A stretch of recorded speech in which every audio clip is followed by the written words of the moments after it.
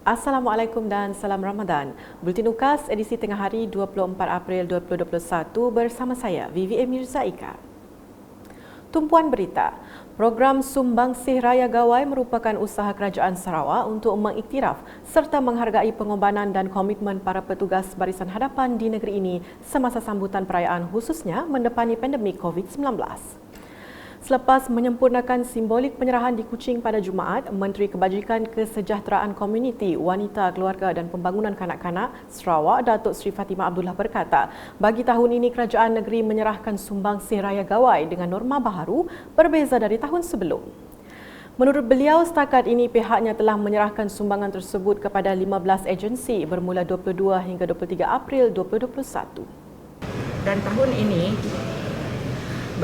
ianya berbeza daripada tahun yang sudah sebab kita dilanda pandemik COVID-19 dan kita tidak dapat menjalankan aktiviti iaitu penyerahan secara simbolik dengan mengumpul semua agensi-agensi yang telah kita kenal pasti.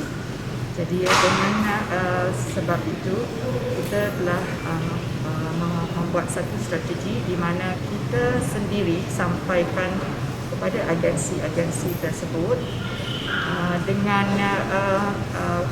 minima iaitu jumlah yang hadir seminima yang boleh dan juga dengan acara yang ringkas, ya, acara ringkas tiada ucapan, tapi yang penting ialah dari segi niat dan juga mesej yang hendak kita sampaikan dalam semasa kita menyampaikan bungkusan itu.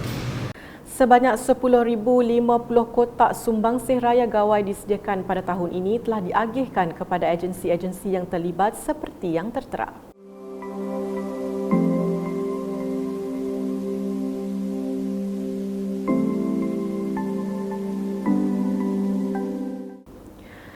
Beralih ke laporan harian COVID-19, Sarawak merekodkan 717 kes positif baharu pada Jumaat, meningkatkan lagi jumlah keseluruhannya kepada 26,749 kes.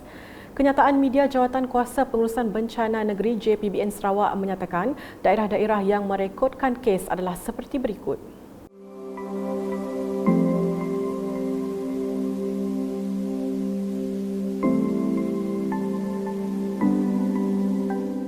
Turut dimaklumkan dua kes kematian baharu iaitu di Miri dan Sibu yang mana kedua-dua kes didapati mengalami gejala jangkitan saluran pernafasan seminggu sebelum disahkan positif COVID-19 dan meninggal dunia.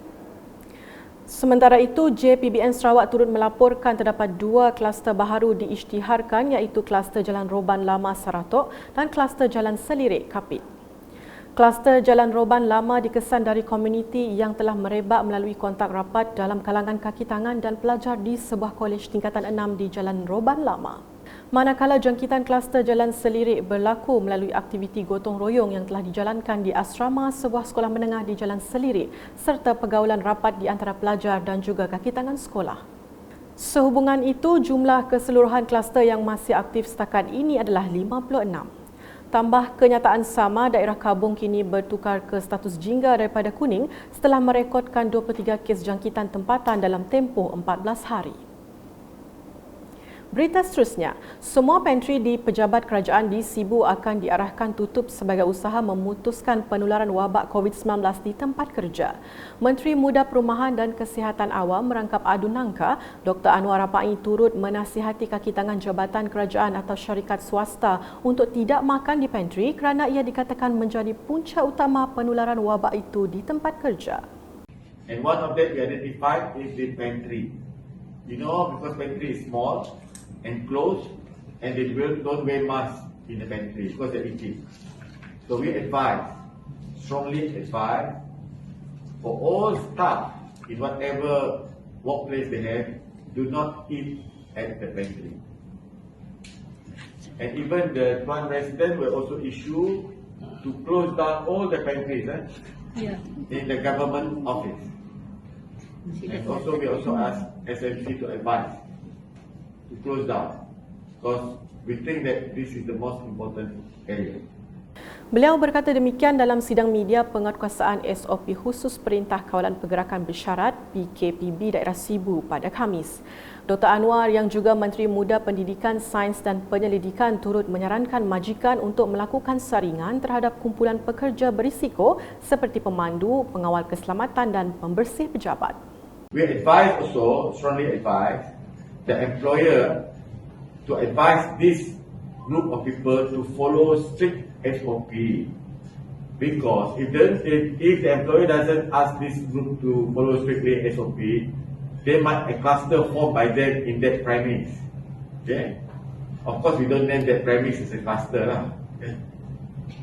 And that's why also number 2, we want to advise them, if possible, do a screening test on the drivers, on the security, as well as the cleaners.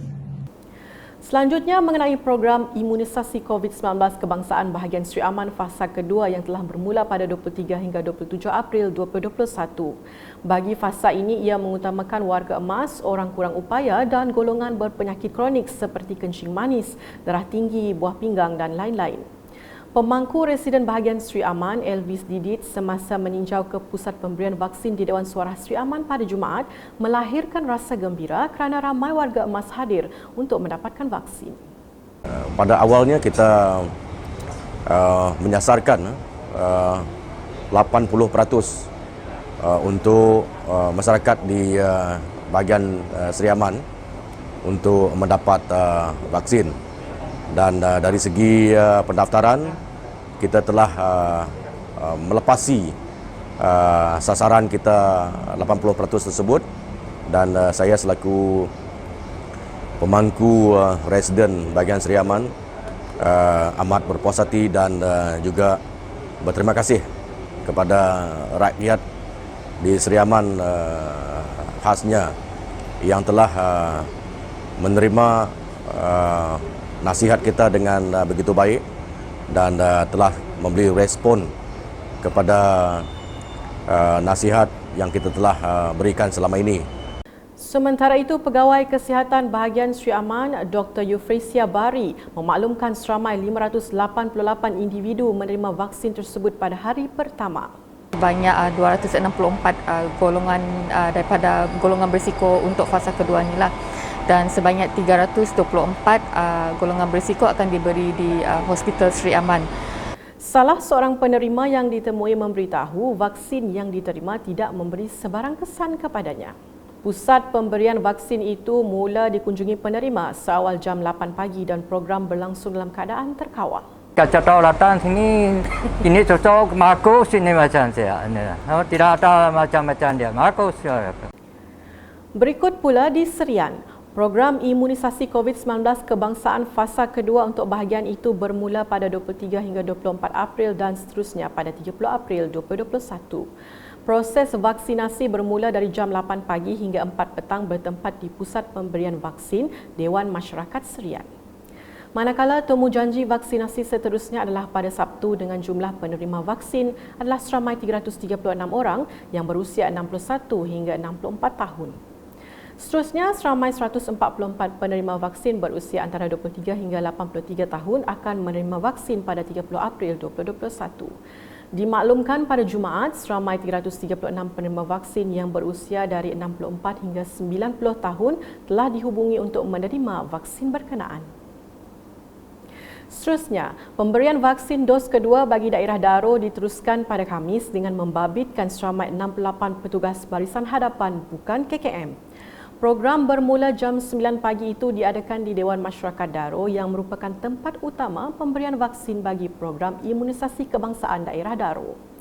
Ini juga merupakan simulasi bagi pemberian vaksin kepada orang ramai kelak supaya susun atur dan langkah yang dibuat dapat digunapakai untuk hari kejadian bagi pemberi vaksin kepada orang ramai. Pada 25 April pula akan diadakan pemberian vaksin dos kedua kepada 108 lagi petugas barisan hadapan bukan KKM serta ahli parlimen. Sekian edisi Tengah Hari bersama saya Vivi Mizaika dan kru penerbitan. Berita lebih lanjut boleh didapati di semua platform media sosial UKAS termasuk portal ukas.sarawak.gov.my dan pastikan anda subscribe UKAS channel di YouTube. Selamat berpuasa dan salam UKAS.